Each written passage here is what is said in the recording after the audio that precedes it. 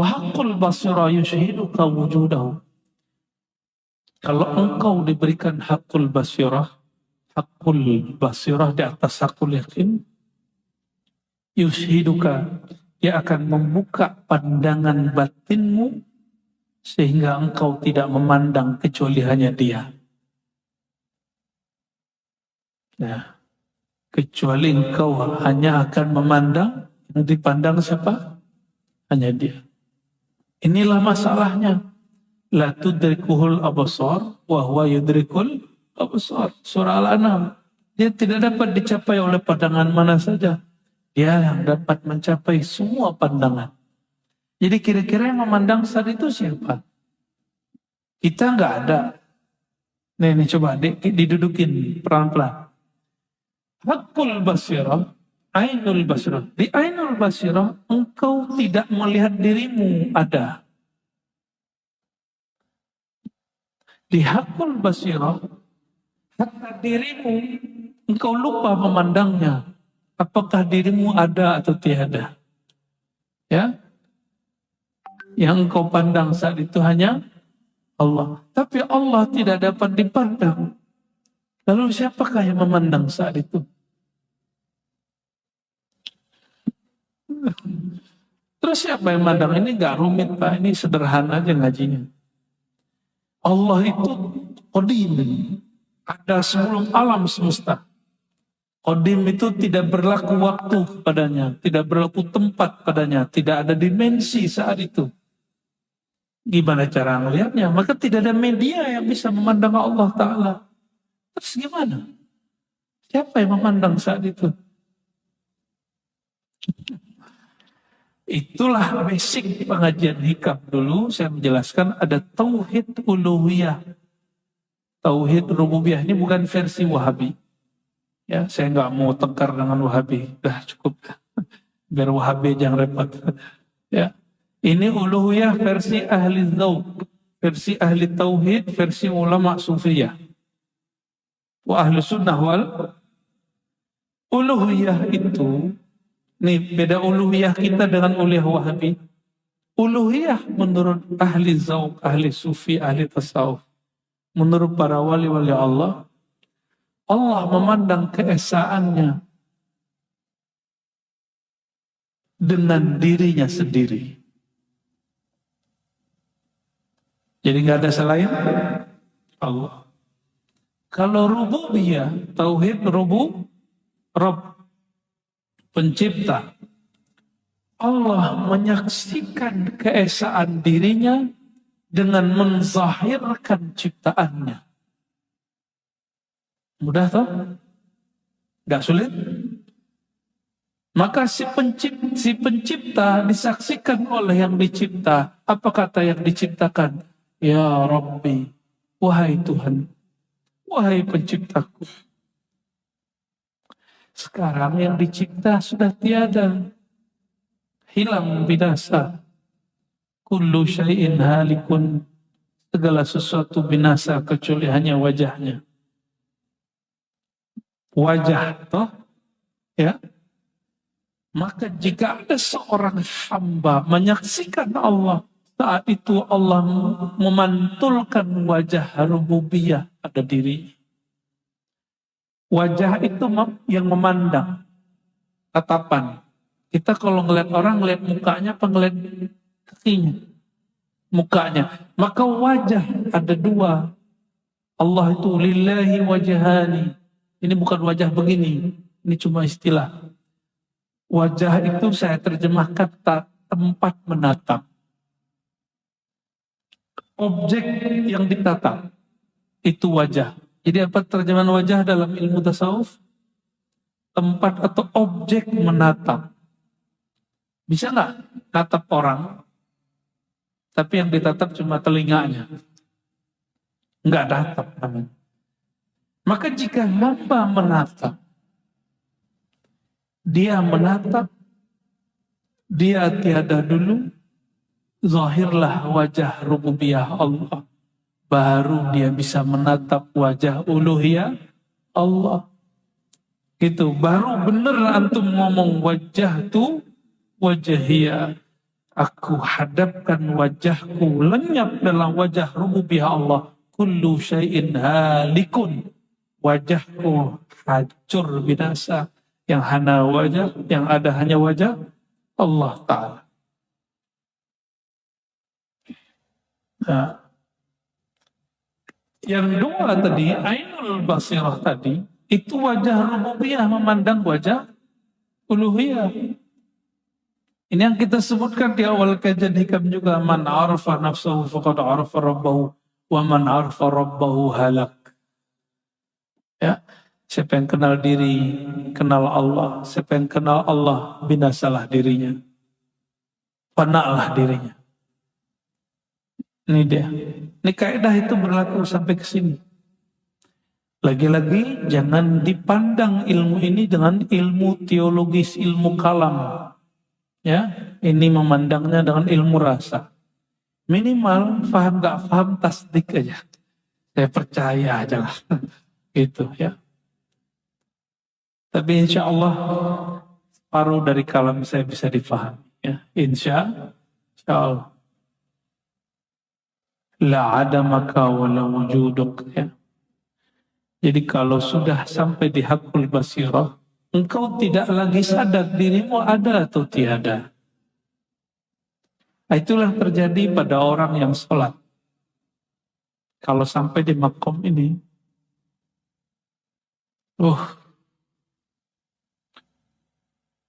maka orang-orang yang sampai di makom ini,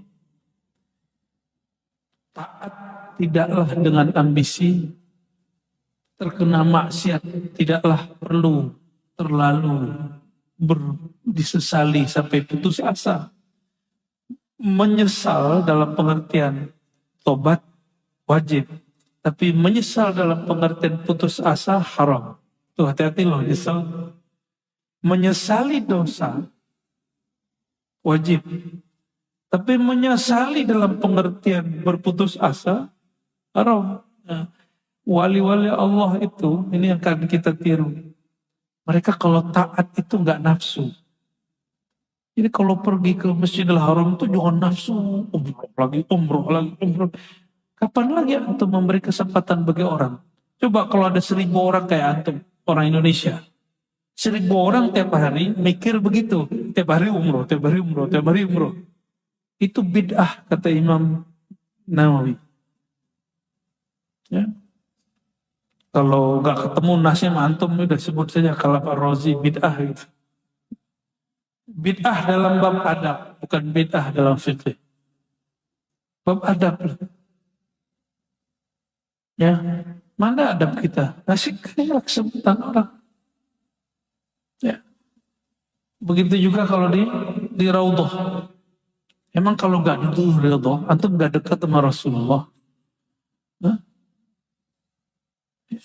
Lama-lama di Raudhah boleh, nggak apa-apa. Kalau lagi ada tugas rohani. Tapi kalau nggak ada, selesai hajat 2 rakaat, sholat sudah 2 rakaat, mau tambah 4 rakaat lah, jalan. Ada sunnah setelah itu, yaitu nyapa beliau. Kita pikirkan ada ratusan, ada puluhan ribu orang di belakang. Beramal tidak dengan nafsu. Ya, sayangnya saya nggak punya travel ya. Kalau nggak ajak antum umroh, nggak pakai nafsu. Allahumma sholli. Gak usah tawarin travel lama saya ya.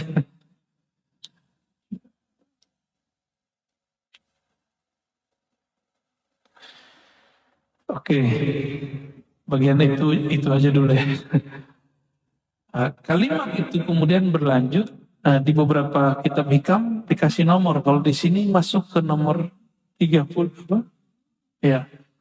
Kana Allah wa la syai'a ma. Wa huwa al-an ala ma alaihi kan. Kana. Jadi kalimat ini muncul ini dari hadis Bukhari, tapi dijadikan kaidah dalam kitab Al-Hikam. Dulu ada rombongan sahabat-sahabat dari Yaman, namanya Banu Asy'ariyin. Itu kakek buyutnya Imam Abul Hasan Al-Asy'ari, imam kita dalam akidah Ahlus Sunnah wal Jamaah, ya. Beliau, Abu Musa Al-Asy'ari, menceritakan bahwa saudara-saudaraku Banul Asy'ari datang kepada baginda lalu bertanya, kaifa kana rabbuna? Ya. Bagaimana Allah itu, gimana sih ya Allah? Ya, wahai Rasulullah, Allah itu sekarang gimana, dulu gimana, besok gimana? Kira-gitu pertanyaannya gitu. Dari semua sahabat Nabi yang bertanya begitu kepada Rasulullah cuma orang Asy'ariyin itu. Cuma di antara mereka ada yang nyebelin juga sebagian. Yang sebagian tuh minta jabatan kepada Rasulullah. Jadi di Bani Asy'ariyin ini ada dua kelompok. Ada yang suka cari jabatan, cari dunia. Ada yang suka mencari rasa bertuhan. Nabi bilang gak haram. Nah, Nabi gak bilang haram. Nabi kasih jalannya. Nabi buka ilmunya. Gak seperti kiai-kiai sebagian hari ini. Ente kalau sepikir begitu, benerin aja syariat. Gak begitu cara didik umat. Ya. Umat kalau bertanya, jangan dipatahkan sekali. Gak berkembang akalnya. Nanti mereka mentok lagi. Ya. Belajarnya di situ lagi, mentok lagi di situ. Emang Nabi awal-awal berdakwah ngajarin syariat. 13 tahun Nabi di Mekah. Nabi ngajarin syariat nggak? Tauhid yang diajarkan. Tauhid itu di ilmu kita disebut ilmu hakikat. Syariat, tarekat, hakikat, ma'rifat. Bab nomor 3 itu isinya tauhid dari awal sampai akhir. Maka simbolisasinya qul huwallahu ahad. Mesti kita bimbing murid daripada syariat naik ke tarekat supaya dia benar-benar memahami apa itu hakikat. Nabi ajarin di Sahih Bukhari. Kalau nggak mau buang aja nih dari Sahih Bukhari, berani nggak? Kana Allah wala syai'a ma'ah. Karena dalam bahasa Arab itu fi'il madhi. Tapi jika dia ditempelkan kepada Allah, tidak berlaku itu fi'il madhi, mudhari atau mustaqbal. Nih, kaidah bagian belajar ilmu nahwu dan sharaf. Ya. Allah tidak berlaku padanya waktu. Maka jika ada kata kerja sedang, berlalu atau nanti, itu tidak berlaku pada Allah. Jadi mau dipakai kata kerja apa saja kepada Allah, itu hukumnya qadim. Hukumnya apa? Qadim. Karena Allah adalah dia Allah. Wala syai'a ma'ah. Adalah Allah dulu ada, tidak ada bersama dia. Begitu. Dulu Allah ada, itu terjemahan versi tasrif fi'il madhi. Kita sudah jelasin barusan. Kata kerja apapun, maka mohon maaf, orang-orang yang asik bertuhan itu senang menyendiri. Namanya khalwat. Namanya apa? Syukur-syukur antum di rumah itu, rumahnya dijadikan satu kamar, satu ruangan tempat khalwat. Wah, nikmat itu rumah. Ya. Betullah kata Rasulullah, baiti jannati, rumahku surgaku. Yang kebayang mah kita kan ngeres mulu. Baiti jannati, kebayangnya bini mulu. Nggak tahu dia, kalau orang menikah itu ada cekcoknya, ya. Ada ngambek-ngambeknya. Ya. Bukan itu. Dari mana kita tahu baiti jannati itu bukan masalah hanya menikah? Karena ada hadis lain, waju'ilat qurratu aini fis shalah. Pelipurlah aku hanya di dalam sholat. Karena Nabi itu mau di rumah tetap sholat. Bahkan istrinya haid, Nabi sholat sampingnya. Tapi kalau yang bab nikah itu lain bab. Nanti ada masanya kita jelasin itu. Ya. Nabi nikah, Nabi menggauli istrinya, tapi itu dihitung zikir, itu ada lagi ilmunya itu. Itu ilmunya gak berat, cuma ilmunya vulgar ya. Belum boleh dibuka itu ilmu. Nanti bapak jadi doyan kawin pak, bahaya ntar. Ntar ibu-ibu demo mas saya ntar. Padahal itu hak bapak kan. Begitulah hidup pak. Karena Allah wala syai'a Allah itu ada sendiri. Dulu dia sendiri, sekarang dia sendiri, besok dia sendiri. Karena dulu, sekarang dan nanti tidak berlaku padanya. Ya. Kalau Allah begitu, ini yang disebut dengan konstan. Allah itu maha konstan. Jadi kalau orang belajar ilmu eksak, mereka menemukan hukum konstan. Tapi dia belum ketemu dengan zat yang maha konstan. Allah Subhanahu wa ta'ala. Mereka sudah ketemu lambang tak terhingga. Tapi baru ketemu lambangnya. Apa bedanya dengan ahli kalam? Ahli kalam ketemu dalil Allah tak terhingga itu. Tapi belum ketemu dengan yang tak terhingga itu. Maka orang yang kolbunya betul-betul menghadap wajah kolbiahnya, menghadap ke wajah rububiyah Allah, ilmunya nggak perlu pakai ngafal. Jadi karena ilmu dia langsung dari nur rububiyahnya Allah Subhanahu wa ta'ala. Tapi sebelum sampai ke situ ya baca dulu lah. Baca wajib. Karena ayatnya pertama turun Iqra, itu wajib. Ya. Wa huwal an ala ma alaihi kan. Dia itu sekarang ada sebagaimana dulu dia ada dan tidak berlaku kepadanya hukum ruang dan waktu. Itu maknanya.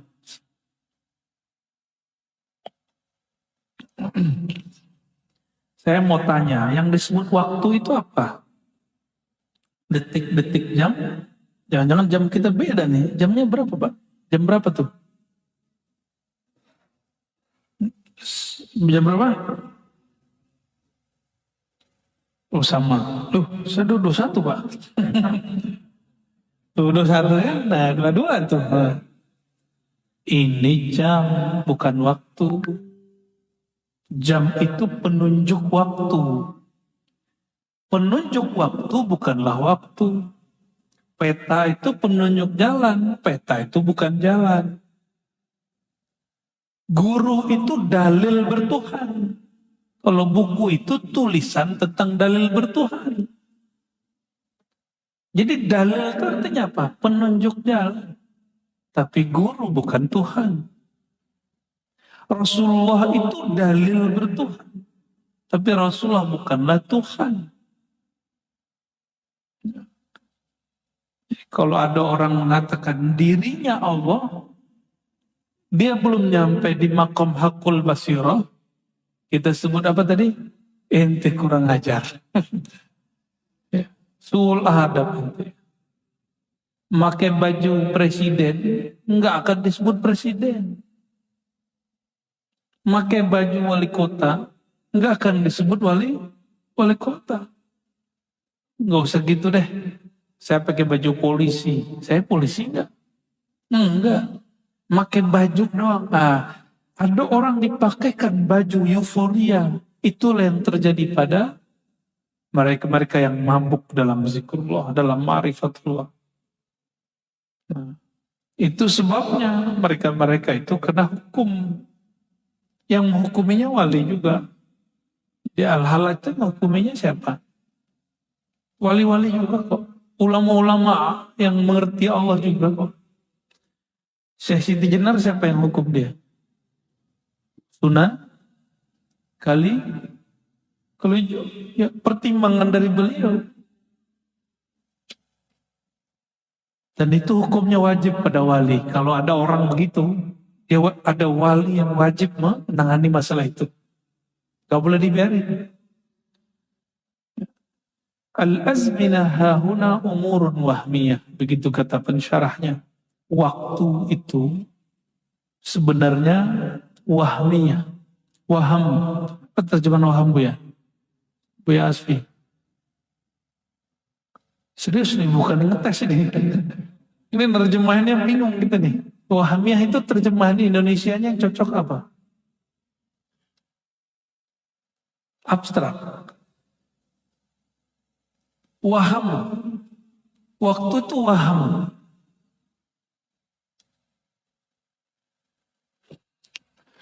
Ntar ya, di loading dulu. Nyari kalimat yang pas di Indonesia. Kalau ilusi ya mirip. Cuma kalau boleh digunakan, wahmiyah itu subjektif. Waktu itu subjektif. Antum hadir malam ini. Berasa dari tadi bentar atau lama? Udah berapa menit kita? Udah hampir 1 jam? Ada berapa? 41 menit. Rasanya berapa? Coba duduk doang sendiri di luar. 4 menit udah bingung kita. Jadi waktu itu subjektif. Al-azminah hahuna umurun wahmiyah. Waham itu tergantung subjek yang merasakan. Jadi ada seorang filosof yang membaca karya sufi, tapi dia nggak jujur. Itu temannya Muhammad Iqbal di orang Pakistan, ya. Saya nggak usah sebut nama filosofnya, nanti dia GR lagi ya. Udah meninggal padahal. Tapi saya yakin sebelum meninggalnya dia cenderung kepada ajaran kita ini. Apa kata dia? Waktu itu ada waktu capital, ada waktu tidak capital. Waktu yang ditulis T-nya, time, dengan T besar. Waktu W-nya besar, ada yang W kecil. Kenapa ada orang kalau malam pertama cepat sekali? Yang belum pernah malam pertama bingung deh. Apa itu malam pertama? Kenapa ada orang ketika duduk dengan orang yang dia benci rasanya lama sekali? Itu T besar, T kecil. Kalau T kecil itu tem yang di sini yang ada di, nah itu waktu 1 menit sama dengan 60 detik. Tapi waktu T yang besar dia wahmiyah. Dia berdasarkan subjek. Subjeknya Farhan lagi seneng, mau 3 jam rasanya 3 menit. Tapi kalau lagi kesal, lagi berantem, 3 menit rasanya 3 jam. Ya, pernah tengkar nggak sama istri? Pernah berantem nggak? Pasti pernah. Ustaz aja pernah. Masa enggak Ustaz?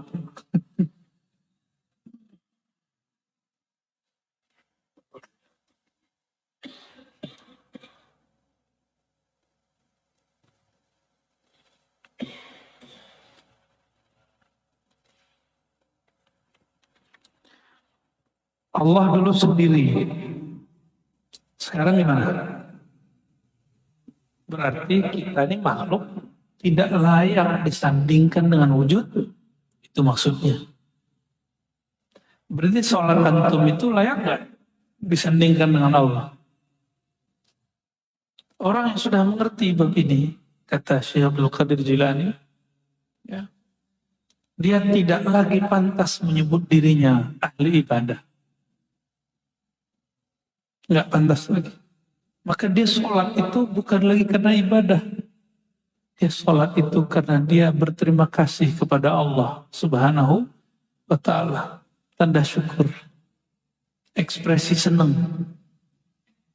Nah, mulailah sholat begitu. Sholat dengan ekspresi terima kasih. Ya. Kalau orang berterima kasih menuntut balas nggak? Dia sadar diri. Saya bisa begini karena dia. Ya, murid kalau faham bab ini, dia tidak akan menuntut apapun dari gurunya. Nggak nuntut lagi perhatian, nggak minta Allah dia dikenang namanya. Ya. Jadi nanti kalau ketemu guru dimanapun, jangan salaman. Ustaz, Kiai, ingat saya nggak? Nggak begitu nanya sih. Mungkin sudah lupa dengan saya, tapi saya nggak lupa dengan Anda. Gitu kita ngomongnya. Jangan sok penting bilang, ente masih kenal ya. Ya apa kita? Ya. Nah orang-orang yang sering menyebut hajatnya di hadapan Allah, dia belum betul-betul kenal kepada Allah. Dia taunya Allah tuh tempat minta-minta doang. Memang Allah tuh kan kasih jajan. Nggak begitu. Bertaamul dengan Allah nggak begitu. Maka kalau doa, bukan lagi doa menuntut. Doa itu hanya bentuk, ya Allah, bukti aku hina, aku meminta kepadamu. Itulah maksud dari hadis. Orang yang nggak berdoa, Allah marah kepadanya, hadis Ibnu Majah. Baru benar doa mukhul ibadah. Doa itu intinya ibadah.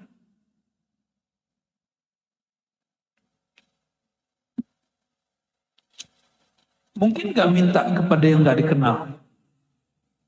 Bisa, pengemis. Paling dikasihnya berapa? Ya, ente kalau gak kenal sama Allah begitu. Maka kalau sama Allah, kenalan dulu. Sahih. Kayaknya mau akhir deh. Allahumma sholli. Tunggu selesai dulu ya. Allahumma sholli.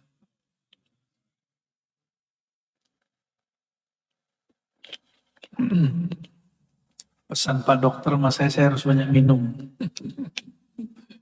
Ya, boleh. Allahumma sholli ala Muhammad. Kita lanjut ya. Qala radhiyallahu ta'ala anhu wa qadasallahu sirrahu la tata'adda niyatu himmatika ila ghairih wal karim la tatakhattahu al-amal. Nah ini babnya sudah bukan bab tauhid. Jadi bab tauhid sudah selesai. Jadi kalau dalam tasawuf bicara tauhid, ada adab, ada kaidah. Kalau dalam akidah bicara tauhid begitu aja. Dan itu perlu. Jadi kita juga tidak akan menyampingkan ilmu akidah, itu basic. Ya.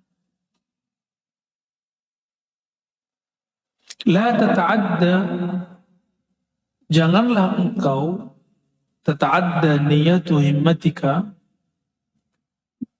menghantarkan niat dari keinginanmu kepada selain Allah subhanahu wa ta'ala.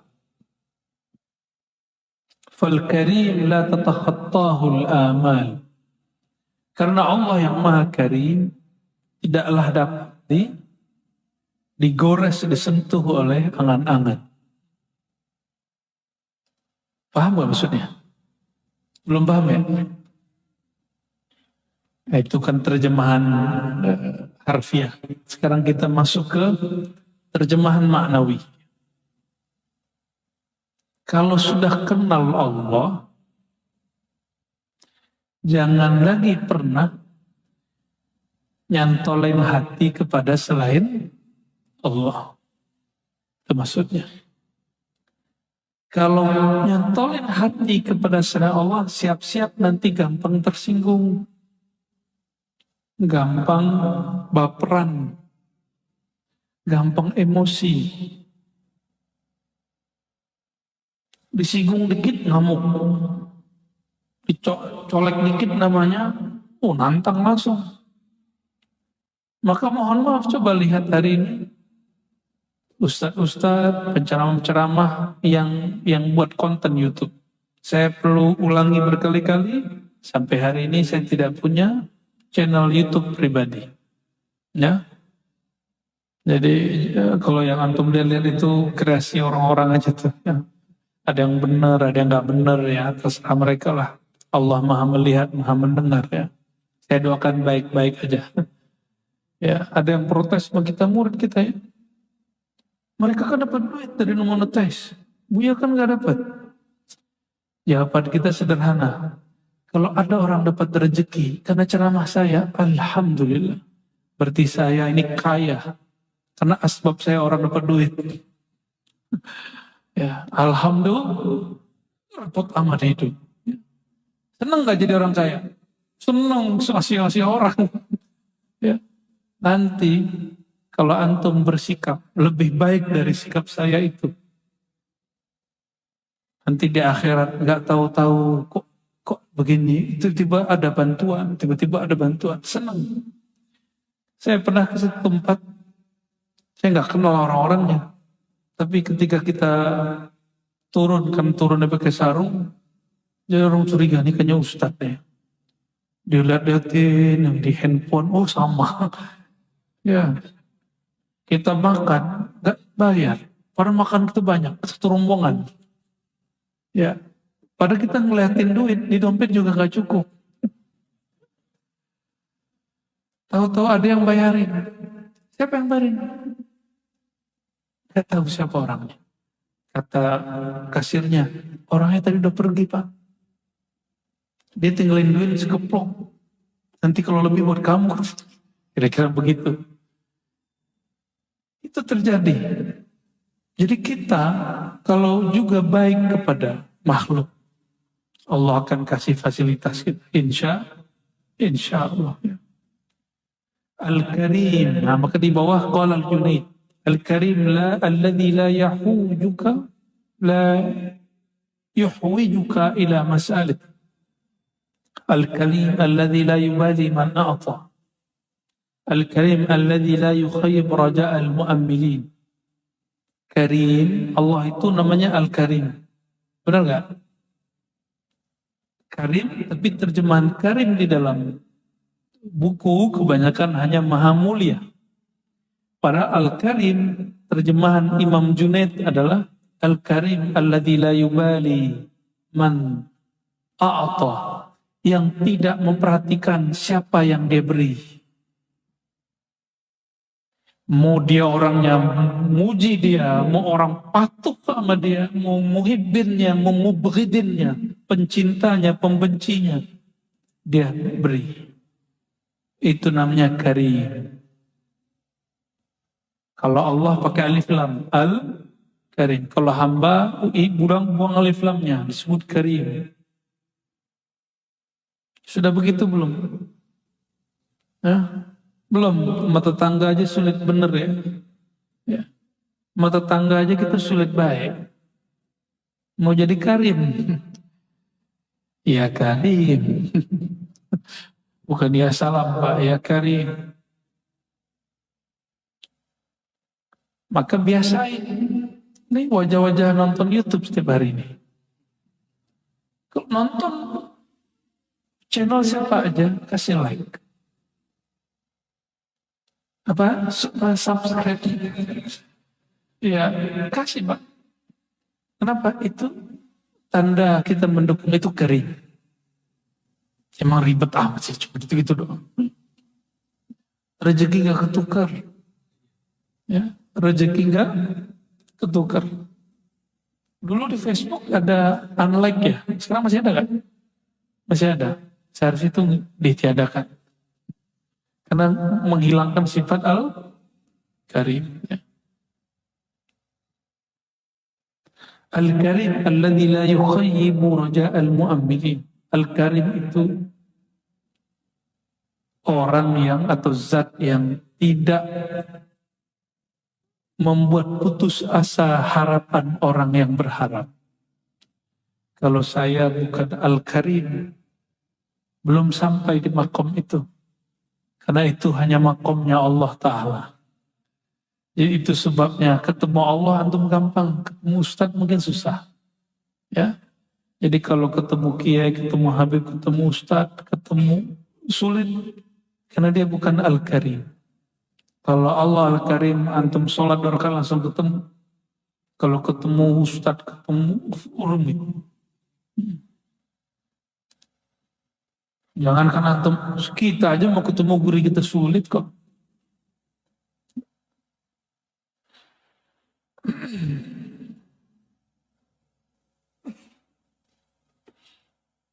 Sehingga ada satu syarah menyebutkan, kalau mau mendapatkan nur al-karamah, jadi orang keramat itu, orang yang dapat cahaya karimnya Allah. Orang keramat itu bukan yang kebal itu, bukan. Coba lihat, kebal fisik belum, kebal batin baru disebut karamah. Apa kata beliau? Alladzi idza qadara afa. Jika dia disudutkan, disempitkan, disakiti, afa. Dia berbesar hati, memaafkan. Udah gitu belum? Nah, kalau konten YouTuber dikata-katain, balas. Ya. Ntar sono balas lagi, besok balas lagi. Sehari itu bisa 3 kali balas-balasan. Seru hari ini tuh ngeliat. Kalau dulu zaman-zaman atu-atu kakek-kakek kita dulu, ngkong-ngkong kita dulu gimana? Kalau orang perang, itu dukun. Jadi malam-malam jam 12, itu di atas ada terbang-terbang. Ya, itu bukan meteor. Orang perang-perang ini, perang-perang santet. Ya, ngeri. Tapi bagi saya itu norak itu ya. Perang kalau masih pakai media jin tuh biasa. Kalau masih pakai begitu-gitu, perang yang hakiki itu kalau sudah langsung kepada Allah Subhanahu wa Ta'ala. Nggak perlu pakai media. Itulah Rasulullah SAW. Maka beliau itu plong. Wa idza wa'ada wafa, kalau dia janji dia tunaikan. Idza ata zada ala muntahar raja wala yubali kam ata. Kalau dia memberi, dia memberikan semaksimal mungkin, seideal mungkin, wala yubali kam ata. Dia tidak perhatikan seberapa dia sudah beri. Ini Al-Karim. Kalau ada hamba Allah seperti ini, dia disebut Abdul Karim. Nanti akan dipanggil di pintu surga khusus. Ya Abdul Karim dipanggil dengan nama itu. Ya, orang-orang yang memberi dan dia nggak melihat dia sudah memberi berapa. Ada orang memberi fisik, memberi duit, memberi harta, memberi fasilitas. Ada orang memberi yang non fisik. Sama, adabnya sama. Guru nggak boleh juga ngomong, ini udah capek-capek ngajar dia suka kurang ajar. Ya, itu berarti dia belum Abdul Karim. Itu murid kurang ajar itu. Nah, makanya saya belum sampai di makom itu.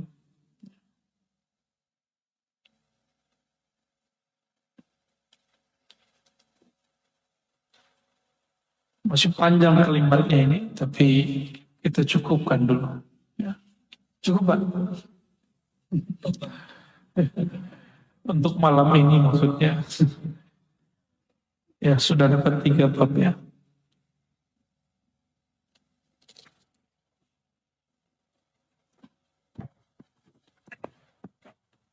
Nah, sebelumnya saya bacakan satu bait ya di syarah kitab ini. Yang bisa bahasa Arab silakan dinikmati ya. Qala ba'duhum haramun 'ala man wahhada Allah rabbah wa afradahu an yajtadiya ahadan rifda wa ya sahibi qif bi ma'al haqqi waqfa amutu biha wajdan wa ahya biha wajda wa kulli mulukil ardi tajhadu jahdaha fadhal mulku mulkun la yuba'u wa la yufda. Artinya Buya Asfi yang tahu. Ya, kalau dimaknai secara bebas, orang yang sudah kenal Allah, orang yang mengatakan saya beriman bertauhid kepada Allah, tidaklah pantas dia menggantungkan harapnya kecuali hanya kepada Allah. Itu ringkasnya begitu ya. Tafadhol kalau ada yang mau ditanya. Berapa menit? Apakah roh itu mati? Itu ya. Roh itu sampai hari ini hakikatnya belum tersingkap banyak. Karena Allah sendiri mengatakan min amri rabbi, itu urusan gua, kira-kira gitu. Kamu gue pikirin gitu. Kenapa? Karena roh itu adalah objek tajalli zat Allah. Yang bisa menjadi objek, yang bisa jadi wadah Allah bertajalli. Tajalli itu Allah mengenalkan dirinya, itu cuma ruh. Oleh karena itu, ruh itu dia tidak disebut dicipta, tidak juga disebut dia tidak dicipta. Terus apa dong? Katakan apa yang Allah katakan. Min amri rabbi. Maka jika ada orang mengatakan ruh dicipta, mungkin maksud dia itu jiwa, nafs, qalbu dicipta, nur dicipta, fuad dicipta, sir dicipta. Tapi kalau ruh, Allah hanya menyebutkan di Quran dengan satu lafaz, nafakhtu, bukan khalaqtu. Kalau khalaqtu khaliqun jelas ayatnya, surat Sad, surat Sajadah, ya. Yang dicipta itu tubuh, khaliqun basharan min tin.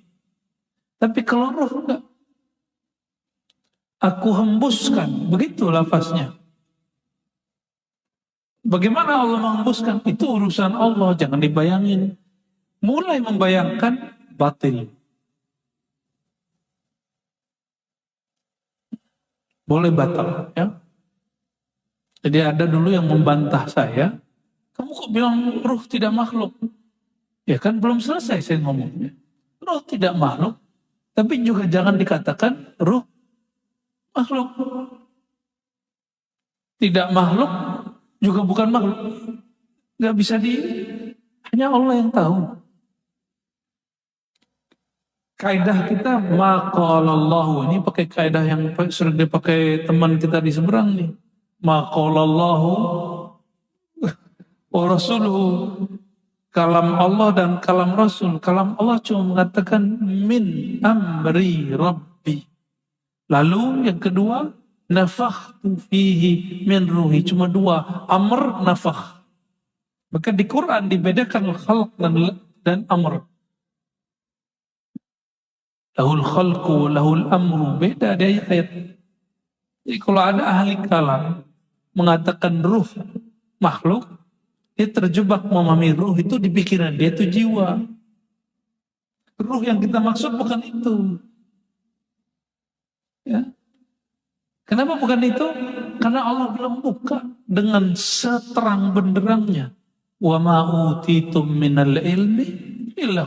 Kita baru buka dikit aja kemarin yang kolil itu. Kolilnya kolil kita buka udah banyak orang yang protes. Baru sampai di nama ruh orang udah protes, Pak. Antum gak percaya? Ya?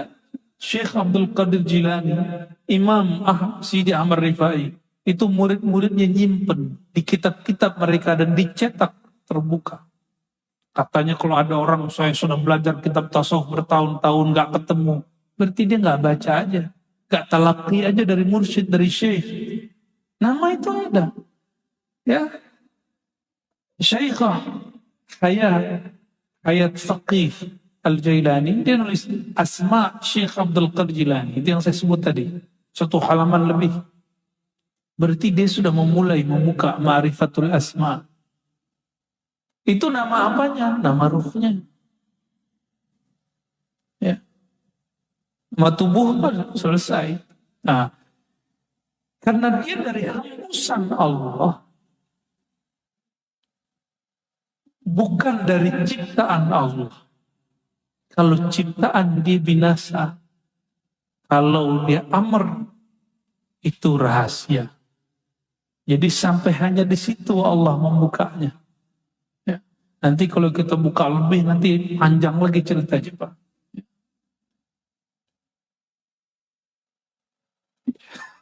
Hasbunallah wa ni'mal wakil. Ya. Mungkin maksudnya begini.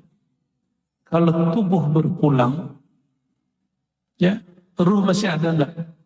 Ya, ya masih. Ruh masih ada. Tapi Allah sisakan tubuh itu nanti bagian tulang ekor. Karena tidak ada reinkarnasi dalam Islam. Ajaran Al-Quran, ajaran Nabi, tidak ada reinkarnasi. Ya, jadi kalau ada ajaran-ajaran hakikat mengajarkan reinkarnasi, kita bisa berdebat. Maksud dia reinkarnasi apa? Ya, jangan-jangan reinkarnasi versi dia bukan yang kita maksud.